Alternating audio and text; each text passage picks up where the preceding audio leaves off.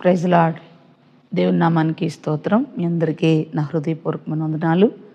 ఈ ఉదయకాల సమయంలో ఇదనో పరిశుద్ధాత్మదేవుడు నా హృదయంలో ఉంచినటువంటి మాటలు, అలాగే ఉజ్జీవకర్త అయినటువంటి దైవజనుడి గురించి ధ్యానం చేసుకుందాం. మనం ఈ కడవరి దినాల్లో ఉన్నాం. కడవరి ఉజ్జీవం కొరకు మనల్ని మనం సిద్ధపరచుకోవలసినటువంటి దినాల్లో మనం ఉన్నాం. మనల్ని మనం ఎలా సిద్ధపరచుకోగలమంటే, మన పితరులు, ప్రార్థనా పరులు, ఆత్మచేత నడిపించబడినటువంటి యోధులు, యోగ్యులు, అలాంటి మన పితరులను జ్ఞాపకం చేసుకుంటూ వారి అడుగు జాడల్లో, వారి యొక్క ఆత్మీయ జీవితాల్లో మన జీవితాలను వాళ్ళతో పాటు వాళ్ళ జీవితాలతో పోల్చుకుంటూ మనం సరిచేసుకుంటూ ఆత్మ సంబంధమైనటువంటి నడిపింపులో మనం కూడా నడిస్తే గొప్ప ఉజ్జీవం మన కాలంలో మనం కూడా చూస్తాం. మనం ఈరోజు పరిశుద్ధాత్మ దేవుడు నా హృదయంలో ఉంచినటువంటి దైవజనుడు చార్లెస్ పిన్నీ గారు గొప్ప దైవజనుడు, పరిశుద్ధాత్మ శక్తి చేత నింపబడినటువంటి గొప్ప ప్రార్థనా యోధుడు. ఈ జీవితం అమెరికాలో తన సొంత దేశం అమెరికా దేశం. అక్కడ తనున్నటువంటి ప్రాంతంలో చిన్ననాటి నుండి ఒక నాణ్యమైనటువంటి, నమ్మకమైన, రక్షణకరమైన భక్తి జీవితం లేనటువంటి ప్రాంతంలో, పరిస్థితుల్లో ఆ ప్రజల మధ్య పుట్టి పెరిగినటువంటి వ్యక్తి. అందుకే తన జీవితంలో క్రైస్తవ భక్తి గురించి తన చిన్ననాటి నుండి 20 సంవత్సరాల వయసు దాకా తనకి ఏ విధమైన స్పర్శ కానీ, ఆసక్తి కానీ, దేవుని యందలి ప్రేమ, దైవ భక్తి కానీ తన జీవితంలో లేదు. ఏదో ఒక నామకార్థ జీవితంలో ముందుకు వెళ్తున్నటువంటి వ్యక్తి.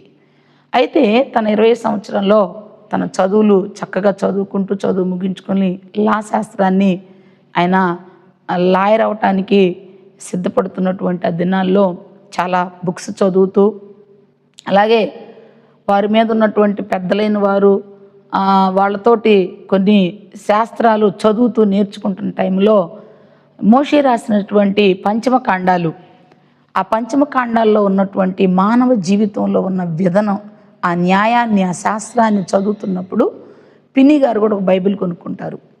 బైబిల్ కొనుక్కొని వాక్యం చదవటం, పంచమకాండాలు చదవటం ప్రారంభిస్తాడు.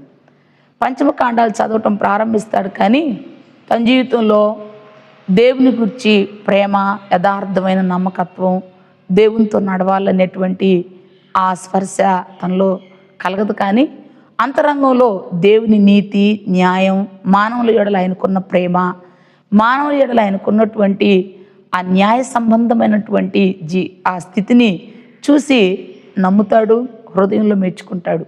కానీ బయట ప్రజలతో ఎవరితో మాట్లాడటానికి కానీ, దేవుని గురించి చెప్పటానికి కానీ ఇష్టపడ్డు. తన జీవితంలో పలుమార్లు వాక్యం చదువుకుంటాడు. కానీ ఎవరైనా టైంలో వచ్చారంటే వెంటనే బైబిల్ మూసేసి పక్కన పెట్టేవాడు. ఎవరైనా వస్తే తను చదువుకునే బుక్స్ కింద బైబిల్ పెట్టేవాడు. అలాగొక రహస్యంగా దేవుణ్ణి ప్రేమిస్తాడు తప్ప బహిరంగ దేవుణ్ణి అంగీకరించలేడు.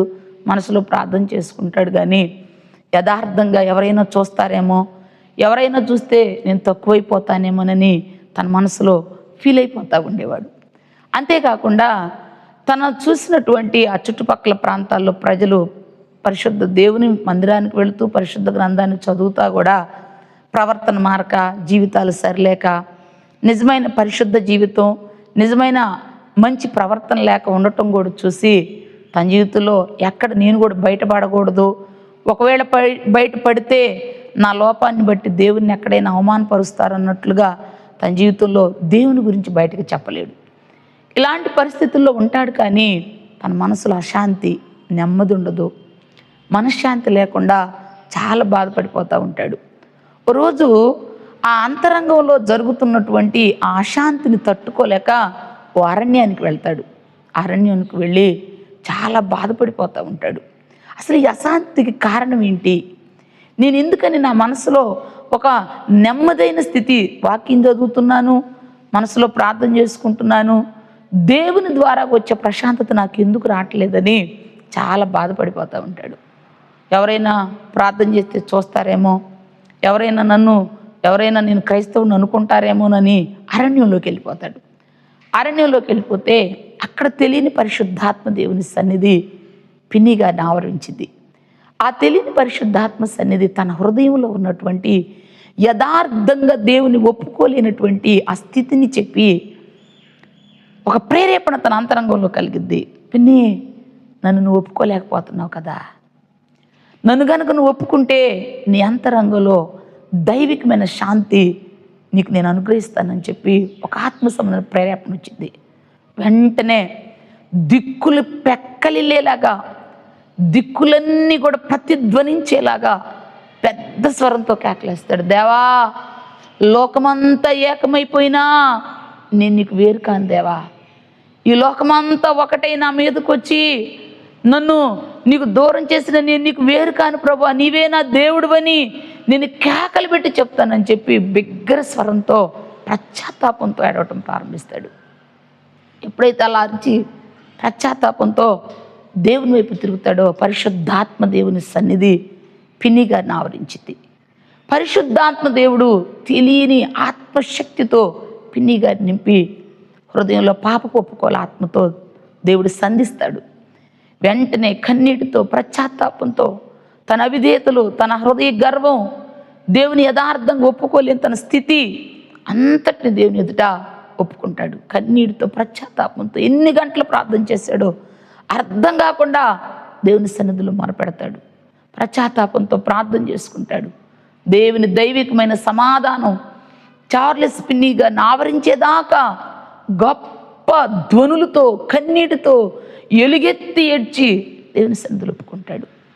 ఎప్పుడైతే ఒప్పుకొని పశ్చాత్తాపడి తన పాపాన్ని ఒప్పుకొని విడిచిపెడతాడో పరిశుద్ధాత్మ దేవుడు ఆవరించి తన హృదయంలో దైవికమైన సమాధానం, నెమ్మది, పరిశుద్ధ జీవితం కొరకైన పరితాపం, ప్రార్థనాత్మ, ఎడతెగని దేవునితో సహవాసం తన అంతరంగంలో కలిగిద్ది. ఇలాగ దేవునితో అడవిలోకి వెళ్ళేటప్పుడు ఏ విధమైన స్వభావంతో వెళతాడో వచ్చేటప్పుడు పరిశుద్ధాత్మ దేవుని సన్నిధిని ఆవరించుకొని బయటకు వస్తాడు.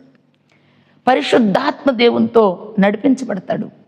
పరిశుద్ధాత్మ ప్రేరేపణతో ప్రార్థనా శక్తితో నింపబడతాడు. దేవుని ఆత్మకు తను అప్పగించుకుంటాడు. 19వ శతాబ్దంలో ఉద్యోగకర్తగా దైవజనుడిని పిన్ని గారు పనిచేశాడు. పాపం చేత పట్టబడిన ప్రజల ఎదుట క్రీస్తు కల్వరి త్యాగాన్ని, ఆయన సర్వమానవాళి కొరకు వచ్చి నాశన కోపానికి జోగుతున్న ప్రజలను రక్షించడానికి ఏ విధమైన త్యాగం చేసి విమోచించడానికి వచ్చాడో ఆ కల్వరి త్యాగాన్ని గురించి బోధిస్తూ పరిశుద్ధతను గురించి ప్రజలకు ఖండితంగా బోధించేవాడు.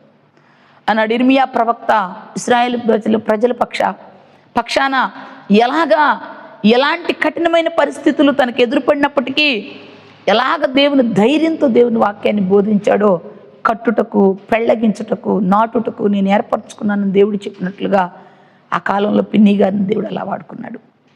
ఓ దైవజనుడు చెప్పాడు, ఎలా వాడుకున్నాడంటే ఒక నిర్జలమైన భూమి, ఎండిన ప్రదేశం, ప్రజల ఆకలి దప్పులతో అల్లాడిపోతున్నటువంటి పరిస్థితులు, వర్షం కానీ నీరు కానీ లేని ప్రాంతం, ఎండిపోయిన భూమి, ప్రజల ఆకలి దప్పులతో అల్లాడిపోతున్నారు, వర్షం లేదు, నీరు లేదు, ఎలాంటి కఠినమైన కరువును అనుభవిస్తున్నటువంటి పరిస్థితుల్లో ఆకాశం తెరవబడి వర్షం కురిసి ఆ భూమి అంతా సస్యశ్యామలంగా మార్చబడి మంచి పంటలనిచ్చి వారి ఆకలి తీర్చి వారి కడుపు నిండా తిని తృప్తి పొంది సేద తీర్చబడినటువంటి దినాలు ఎలాగుంటాయో అలాగే పిన్ని గారు ఎండిపోయిన మానవ జీవితాలకి పరిశుద్ధత కొరకు, నీతి కొరకు, దైవరాజ్యం కొరకు ఆకలి దప్పులు కలిగిన ప్రజలకి ఆకలి తీర్చేవాడిగా, దప్పిక తీర్చేవాడిగా పనిచేశాడు. ఉపవాస ప్రార్థనలు గంటల తడబడి పరిశుద్ధాత్మ దేవునితో సహవాసంతో ప్రార్థించేవాడు. ఓ దినం తనున్నటువంటి రూము అంతా సర్దుకుంటూ వేరే ప్రాంతానికి ఆ రూమ్ ఖాళీ చేసి వెళ్ళేటప్పుడు తనతో పాటు తన సహోదరుడు అలాగే పిన్ని గారు ఆ రూమ్ అంతా క్లీన్ చేస్తూ ఉంటారు. పుస్తకాలు ఎన్ని సర్దుతూ ఉన్నప్పుడు పరిశుద్ధాత్మ దేవుడు పిన్ని గారిని ప్రార్థనకు ప్రేరేపిస్తాడు.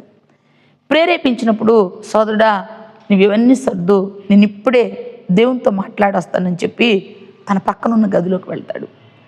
తన పక్కనున్న గదిలోకి వెళ్ళి ఇంకా బయటకు వస్తాడేమోనని కొన్ని గంటల టైం చూసినా బయటికి రాడు. అక్కడ ఒక దొంగ బాగా చలి కలిగినటువంటి ప్రదేశం కనుక ఒక పెద్ద మొద్దుని తగలబెడతాడు. ఇదంతా కాలి బూడిదైపోయినా కూడా పిన్ని గారు బయటికి రారు. బయటకు వచ్చిన తర్వాత తన సహోదరుని అడుగుతాడు, నేను ఎంతసేపు అవుతుంది లోనికి వెళ్ళి అని అడుగుతాడు. అప్పుడు ఆ సహోదరుడు చెప్తాడు, నువ్వు లోనికి వెళ్ళి 6 దినాలు అవుతుంది, 7 రోజులు అవుతుంది. నేను ఒక పెద్ద దొంగను తగిలిపెట్టాను, అదంతా కాలి బూడిదైపోయింది. అవునా, 7 రోజులు నేను వెళ్ళి బయటకు వచ్చానా, కానీ 7 నిమిషాల్లాగా నాకు అనిపించింది అంటాడు. అలాగ పరిశుద్ధాత్మ దేవునితో సహవాసం కలిగి, ఆకలి దప్పులు కలిగి, దేవుని ఆత్మచేత నడిపించబడి అమెరికా దేశంలో గొప్ప ఉద్యోగకర్తగా లక్షలాది ఆత్మలు దేవుని కొరకు సంపాదిస్తాడు. ఈనాడు పరిశుద్ధాత్మ దేవుడు పనిచేస్తున్నాడు. దేవుని ఆత్మతో కలిసి బోధించేవారు కానీ, దేవుని ఆత్మతో కలిసి ప్రార్థించేవారు కానీ, దేవుని ఆత్మతో కలిసి పనిచేసేవాళ్ళు అరుదుగా ఉన్నటువంటి కాలంలో మనం ఉన్నాం. మన పితరులు పరిశుద్ధాత్మ దేవునితో కలిసి పనిచేశారు కనుక చీకటి ప్రాంతాలు వెలుగుగా మార్చబడ్డాయి. మరణకరమైన ప్రదేశాలు క్రీస్తు జీవంతో నింపబడ్డాయి. ఈ దినం పరిశుద్ధాత్మ దేవుడిని ఆహ్వానించిన మాట. కడవరి ఉజ్జీవం కొరకు సిద్ధపడుతున్న మనం, మన పితరులో ఉన్న అగ్ని ఆత్మ, మన పితరులు మండించబడినటువంటి ఆత్మశక్తి చేత మనం కూడా మండించబడి అనేక ఆత్మలు మండించాలి. మన కాలాలు, సమయాలు, దినాలు ఎన్నో వేస్ట్ చేస్తున్నాం. ఈ లోక సంబంధమైనటువంటి గొప్పలకు, మెప్పులకు అన్నిటిని వృధా చేస్తున్నాం. పిన్ని గారు తన జీవితంలో పరిశుద్ధాత్మ బాప్తిజం పొందారు. అగ్ని బాప్తిజం గురించి బోధించేవారు. పాపం యవనస్తుల దగ్గరికి వెళ్ళి ఖండితంగా చెప్పేవారు. మీలో పాపం ఉంటే నిత్య నరకం మీకు తప్పదు అని చెప్పేవాడు. ఓ రోజు ఒక యవనస్తుల మీటింగ్లో యవనస్తులందరూ హాజరవుతే వాళ్ళందరితో చెప్తారు, మీరు పాపంలో ఉన్నారు, మీకు నిత్య నరకం ఉంది అని చెప్పాడు. ఆ మాట ఎప్పుడైతే వింటారో వారందరూ హృదయాల్లో భయంకరమైన భయం, కలవరం, నిద్ర పట్టదు. రోజు పిన్ని గారిని కలుసుకుంటారు. వారందరితో క్రీస్తు ప్రేమ, కనికరంతో వారిని చేర్చుకొని దేవుని గురించి బోధించినప్పుడు వాళ్ళ హృదయాలు మండుతూ క్రీస్తు కొరకు తమ జీవితాలు సమర్పించుకుంటారు. అనేక ప్రాంతాల్లో కంపెనీల్లో పనిచేసేవాళ్ళు, మిల్లుల్లో పనిచేసేవాళ్ళు, అనేక పనిచేసే ఎక్కడైతే ఎక్కువ మంది ప్రజలు పనిచేస్తూ ఉన్న కంపెనీలు, ప్రాంతాలు, మిల్లులు ఉంటే ఎక్కడికి వెళ్ళి స్వార్థ ప్రకటించేవాడు. పిన్ని గారు ఎక్కడ నిలబడితే అక్కడ పరిశుద్ధాత్మ దేవుని శక్తి దిగొచ్చేది. ఆ పరిశుద్ధాత్మ దేవుని శక్తి చేత పిన్ని గారు ఆవరించబడినప్పుడు ఆ శక్తి ప్రజలందరి మీదకి వెళ్ళి పాప పశ్చాత్తాప్తులై పాపాలు ఒప్పుకొని విడిచిపెట్టి క్రీస్తుకు తమ జీవితాలు సమర్పించుకునేవాళ్ళు. అలాంటి గొప్ప ఉజ్జీవం పిన్ని గారి కాలంలో 19వ శతాబ్దంలో వచ్చింది.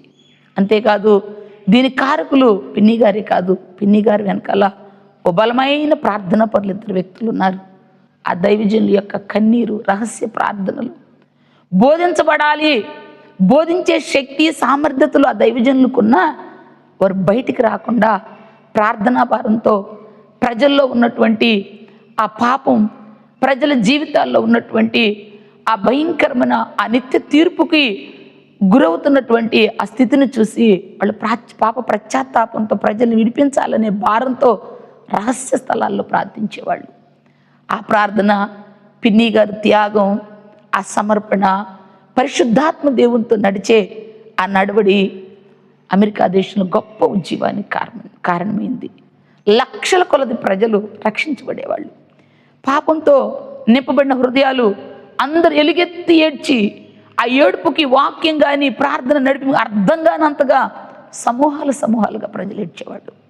రోజు ఒక మీటింగ్ ఏర్పాటు చేస్తే ఆ మీటింగ్లో ప్రజలందరూ వచ్చినప్పుడు పిన్ని గారు పరిశుద్ధాత్మ శక్తితో నింపబడి ప్రార్థన చేస్తూ ఉంటే కుర్చీలన్నీ ఖాళీ అయిపోయి నేల శాస్త్రంగపడి ప్రజలందరూ పశ్చాత్తాపంతో ప్రార్థన చేస్తూ ఉంటారు. అప్పుడు పిన్ని గారు ఒక మాట అంటారు, నా 2 చేతుల్లో 2 కత్తులుండి నేను ఒకళ్ళ మీద ప్రయోగించినా కానీ ఎంతమంది ప్రజలు నేల బోర్లు పడరేమో, పరిశుద్ధాత్మ దేవుని శక్తితో ప్రజలందరూ పశ్చాత్తాపంతో కన్నీటితో విడుస్తారు. కొందరు వ్యక్తులు వచ్చి నేను పలానా దొంగతనం చేశాను, ఒక యవనస్తురాలు వచ్చి నేను స్కూల్లో, కాలేజీలోకి వెళ్ళినప్పుడు పెన్నులు, బుక్కులు దొంగతనం చేసేదానని పశ్చాత్తాపంతో ఒప్పుకునేవాళ్ళు.